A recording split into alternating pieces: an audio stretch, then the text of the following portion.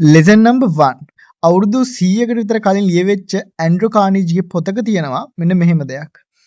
Put all your eggs in one basket. ඇත්තටම මේක ඔයාලා අහලා තියෙන ටිකක් වෙනස් කතාවක් වෙන්නේ නැති. මොකද හැමෝම කියන්නේ ඔයාගේ තියෙන ධනය, කාලය, ශ්‍රමය ඩයිවර්සිෆයි කරන්න කියලා.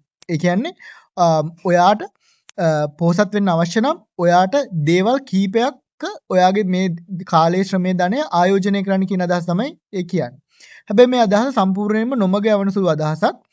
මේකට හේතුව තමයි ඔයාට පොහොසත් වෙන්න අවශ්‍ය නම් ඔයාගේ මේ කාලය, ශ්‍රමය සහ ධනය යම්කිසි එක දෙයක් ફોකස් කරලා ඒ වෙනුවෙන් වැය කරන්න ඕන. ඔයාට පොහොසත් වීම පවත්වාගෙන යාමට අවශ්‍ය නම් තමයි ඔයා ඩයිවර්සිෆයි කරන්න ඕන. අපි මේ කතාව උදාහරණ කීපයකින් බලමු. උදාහරණයක් විදිහට ජෙෆ් බේසොස්.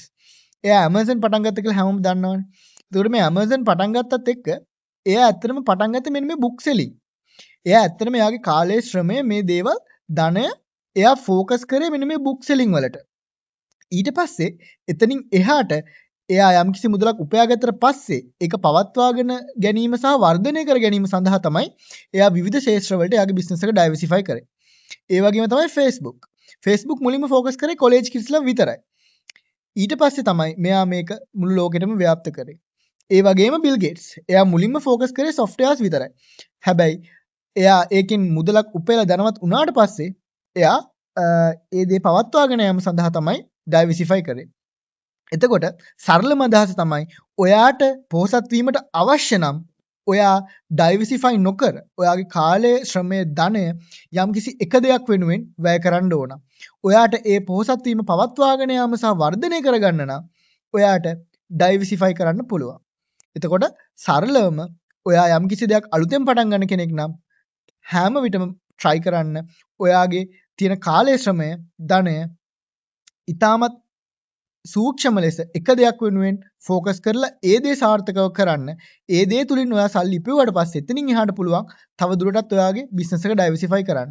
උදාහරණයක් විදිහට ගොඩක් ව්‍යවසායකයෝ තමන්ගේ බිස්නස් එක යම් තාක් දුරකට හරියාගෙන එනකොට ඒගොල්ලෝ try කරනවා තව අලුත් ප්‍රොඩක්ට්ස් නිපදවන්න. හැබැයි ඇයි එච්චර හදිස්සි වෙන්නේ? ඔයා මේ කරන ප්‍රොඩක්ට් එක, ඔයා මේ ફોකස් කරපු දේ තව දුරටත් ඊටමත් හොඳ තැනකට ගෙනහිල්ලා එතනින් එහාට තමයි ඔයා මේ ඩයිවර්සිෆයි කරන එක ගැන සලකා බලන්න ඕන.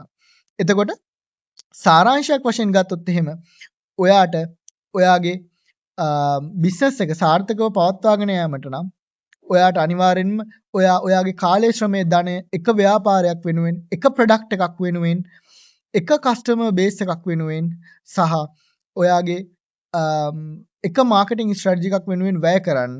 එහෙම කරොත් ඔයාට පුළුවන් ඒ අදාළ දේ තුලින් ඊටමත් ඉහළ දිගු ගමනක් යන්න. ඉන් පසුව ඒ පවත්වාගෙන යාම සඳහා ඔයාට පුළුවන් ඔයාගේ ව්‍යාපාර සහ ඔයාගේ ධනය ඩයිවර්සිෆයි කරන්න, විවිධ මාර්ගවල ආයෝජනය කරන්න. ඉතින් මේ concept එක මීට අවුරුදු 100කට විතර කලින් මේ පුද්ගලයා දැනගත්තා. ඒක නිසා තමයි එයා අපිට කිව්වේ put all your eggs in one basket and then carefully watch that basket. මෙන්න මේක තමයි අද පාඩම. ඔයත් මේ වගේ money subject එක ඉගෙන ගන්න කැමති කෙනෙක් නම් අනිවාර්යයෙන්ම money seeds channel එක follow කරලා subscribe කරලා තියාගන්න. ගිහින් එන්න.